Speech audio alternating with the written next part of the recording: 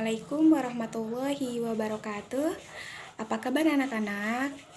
Alhamdulillah baik semua ya. Sebelumnya Ibu akan memperkenalkan diri Ibu terlebih dahulu.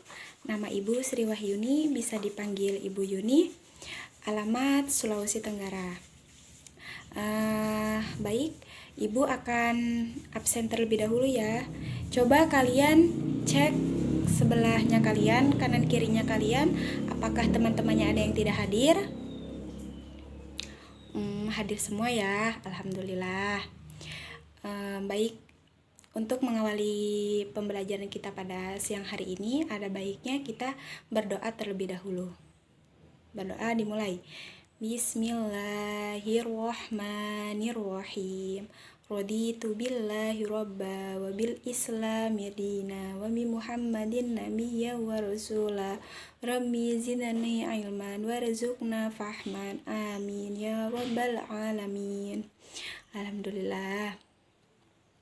Baik, hari ini Ibu akan menerangkan materi tentang ketentuan makanan dan minuman halal.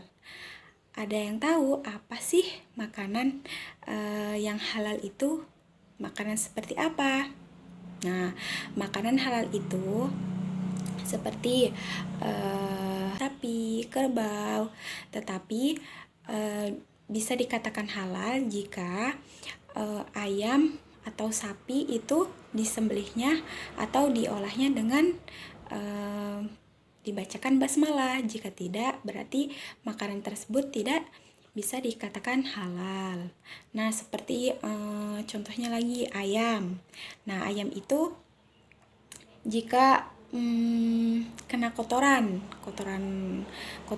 ayam atau kotoran-kotoran yang berupa najis, nah itu dikatakan tidak halal dan tidak layak untuk dikonsumsi.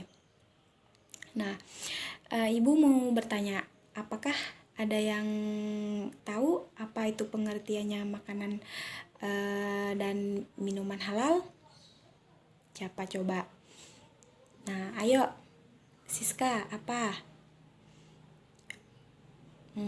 Ya, betul.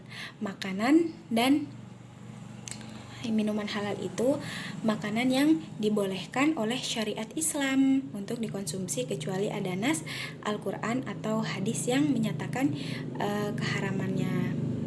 Nah, baik,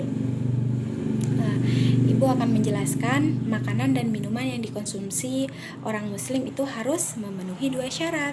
Yang pertama, halal, yang kedua baik atau thoyyib. Apa itu thoyyib? Thoyyib itu artinya makanan atau minuman itu sehat, bergizi, mengandung suatu makanan dan minuman harus meliputi 3 hal. Nah, yang pertama halal karena zatnya dari makanan dan minuman itu sendiri. Contohnya seperti susu, habis itu nasi, telur. Nah, itu dikatakan makanan yang mempunyai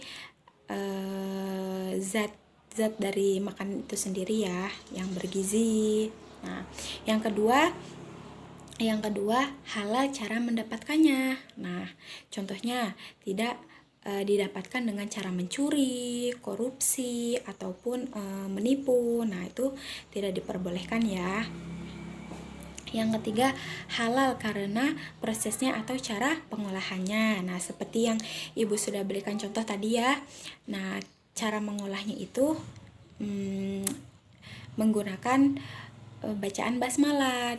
Nah, kalau tidak digunakan dengan bacaan basmalah, nah itu tidak diperbolehkan. Tidak halal untuk dikonsumsi. Dikatakan makanan haram karena diolahnya tidak dengan prosedur. Nah, itu dikatakan tidak halal ya. Nah, yang kedua, makanan harus thoyyib, artinya baik bagi kesehatan. Nah, kalian, Ibu mau tanya, kalian tahu apa enggak efek sampingnya jika kita memakan daging babi? Nah, Ya, tidak baik ya, karena banyak mengandung cacing pita. Bolehkan ya untuk dikonsumsi.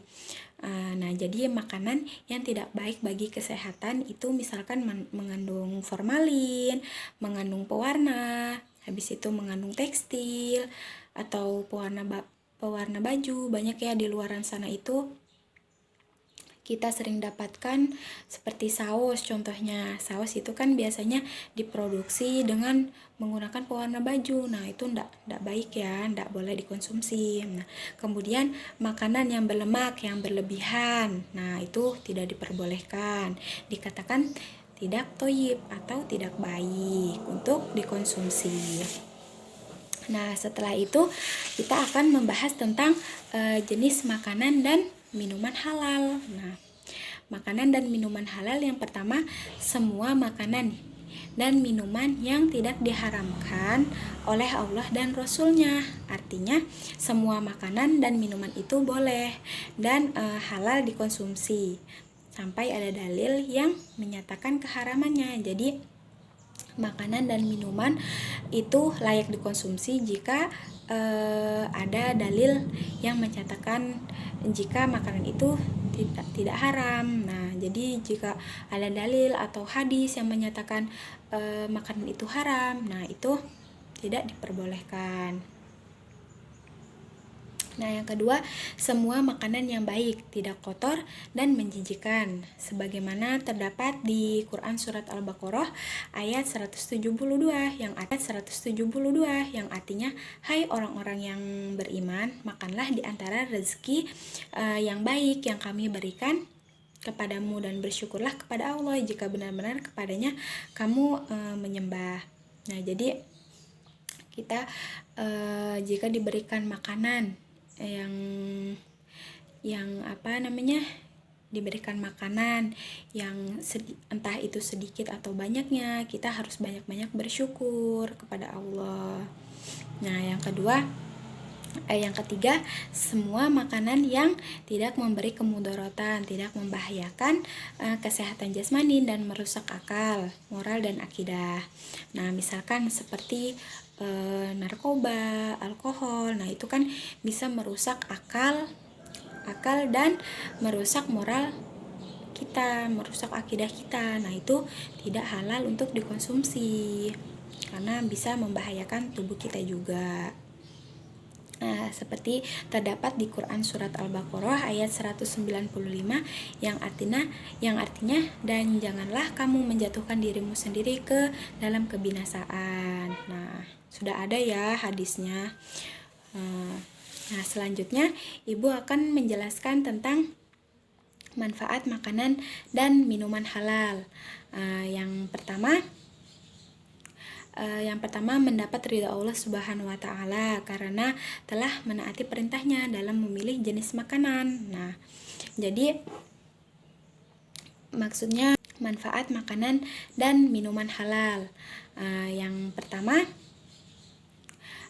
pertama mendapat ridha Allah Subhanahu wa taala karena telah menaati perintahnya dalam memilih jenis makanan. Nah, jadi maksudnya mendapat ridho Allah itu ridho itu diterima. Jadi kita itu diterima oleh Allah karena telah menaati perintahnya dalam memilih jenis makanan. Nah, yang kedua, terjaga kesehatannya karena setiap makanan dan minuman yang telah dikonsumsi bergizi dan baik. Nah, seperti yang telah Ibu sebutkan tadi ya, yang makanan yang bergizi seperti telur, sayur. Nah, itu halal, bermanfaat untuk diri kita. Nah, yang ketiga, menjaga akal dan hati seseorang. Mengkonsumsi makanan dan minuman halal akan mempengaruhi positif pada pikiran dan juga hati kita. Nah, jadi contohnya jika kita makan hasil curian atau hasil menipu, nah itu kan pasti pikiran kita nggak tenang ya. Nah, itu nggak halal, nggak dibolehkan ya. Nah, yang keempat, rezeki yang diperolehnya membawa barokah dunia akhirat serta mendapatkan perlindungan dari Allah Subhanahu wa taala. Nah, jadi sesuatu apapun itu yang kita makan itu tuh diberkahi gitu loh sama Allah. Nah, mungkin itu saja yang Ibu sampaikan pada siang hari ini. Materi kita hari ini mungkin itu saja ya. Minggu depan Ibu akan jelaskan lagi. Yang penting sedikit-sedikit kita mempelajari ya, sedikit-sedikit tapi masuk di pikiran, jadi kita nggak lupa gitu. Minggu depan Ibu lanjutkan lagi penjelasannya ya. Nah, cukup sekian dari Ibu. Wassalamualaikum warahmatullahi wabarakatuh.